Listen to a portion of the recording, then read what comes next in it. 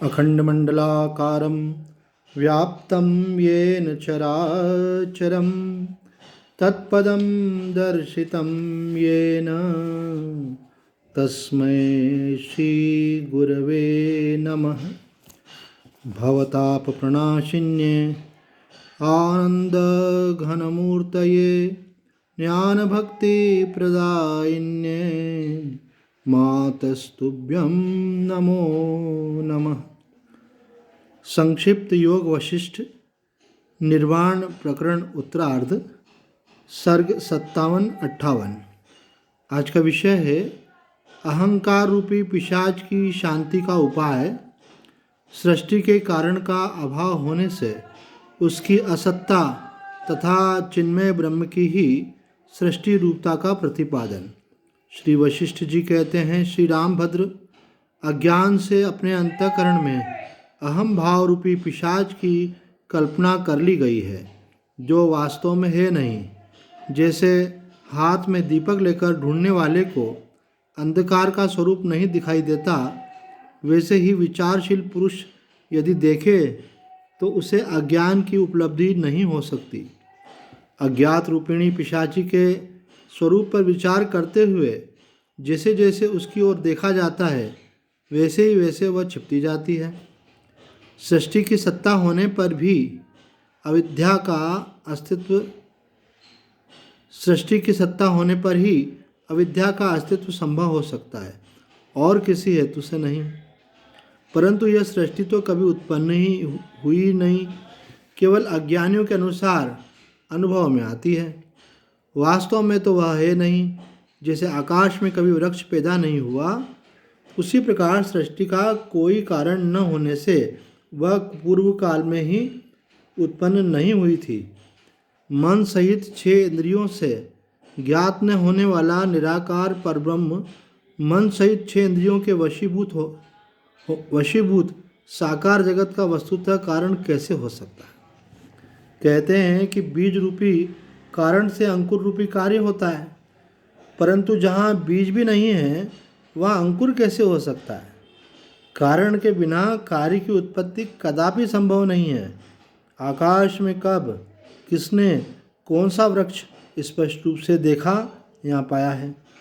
सदा समभाव से रहने वाला चिन्मयाकाश रूप ईश्वर ही अपने स्वरूप में सृष्टि रूप से स्फुरित हो रहा है। उसका स्वभाव ही सृष्टि के नाम से विख्यात है।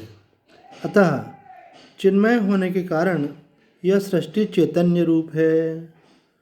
सृष्टि के आरंभ में विषय ज्ञान शून्य जो शुद्ध एक अजन्मा अव्यय आदि और अंत से शून्य पर ब्रह्म ही स्थित था, वही हमारे समक्ष सृष्टि रूप से विराजमान है। वास्तव में यहाँ सृष्टि नाम की कोई वस्तु है ही नहीं, और न ये भूगोल तथा खगोल आदि ही हैं। सब कुछ शांत अवलंबन शून्य ब्रह्म मात्र ही है और ब्रह्म में ही स्थित है। भाव्य भावक आदि भाव आदि की जो निरंतर उत्पत्ति होती है, वह सब स्वच्छ चिन्मय आकाश ही स्वयं अपने आप में स्थित है। ऐसी अवस्था में कहाँ से सृष्टि हुई, कहाँ से अविद्या आई और कहाँ अज्ञाता एवं अहंकार आदि की स्थिति है। सब शांत चिद्घन ब्रह्म ही तो हैं। इस प्रकार मैंने तुमसे अहंकार की शांति का उपाय बताया। अहम भाव को यदि अच्छी तरह से जान लिया जाए तो बाल कल्पित पिशाच की भांति वह स्थान से स्वतः ही शांत हो जाता है।